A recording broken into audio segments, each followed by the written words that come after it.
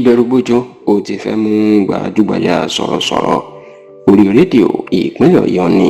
pàápàá ní ìlú Ìbàdàn Alhaji Oríyọmí Hamzat tó jẹ́ aláṣẹ àti olùdarí sí iléeṣẹ́ rédíò Àgídìgbo FM lórí èròǹgbà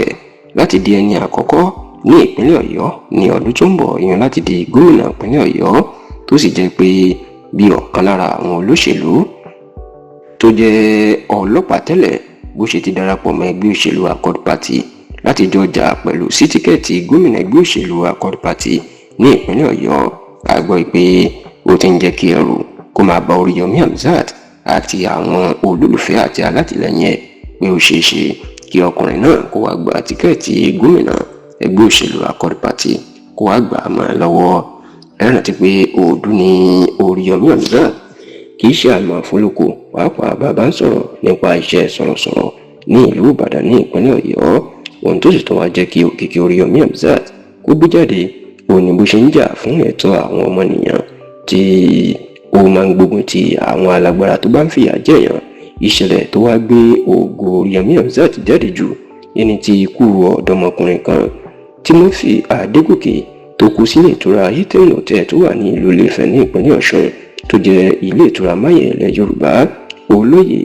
Abdulrahman Adédoyin eléyìí sì ni Oríyọmí Hamzat tú àṣírí wípé olóyè Adédoyin inú fi Timothy Adégòkè inú fi ṣe tutù tó yìí jẹ́ pé bí Adédoyin bó ṣe lówó àtòkìkí tó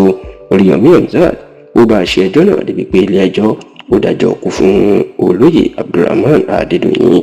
ṣáà látìgbà náà lókìkí Oríyọmí Hamzat wá ń tàn káàkiri tó sì jẹ́ pé lọ́dún tó kọjá ní Oríyọmí Hamzat inú máa kéde wípé òun fẹ́ díje du ipò gómìnà ìpínlẹ̀ Ọ̀yọ́ lọ́dún tó ń bọ̀ àti pé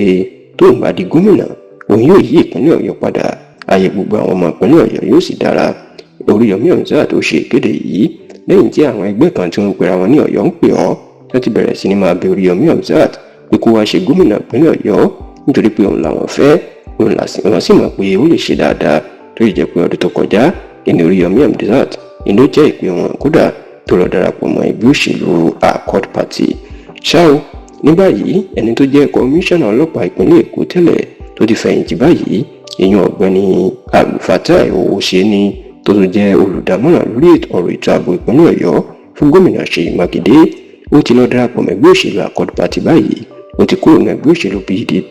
tó sì jẹ́ pé bàbá náà ó ti gba fọ́ọ̀mù ẹgbẹ́ òṣèlú Accord Party láti figagbága pẹ̀lú Oríyọmí Hamzat tẹlifíṣàn Yorùbá tó gbọ́ pé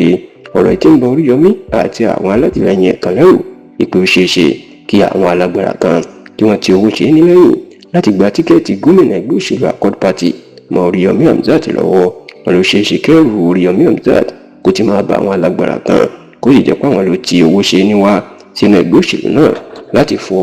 láti gba tíkẹ́ẹ̀tì gómìnà láti gbà á mọ́ lọ́wọ́.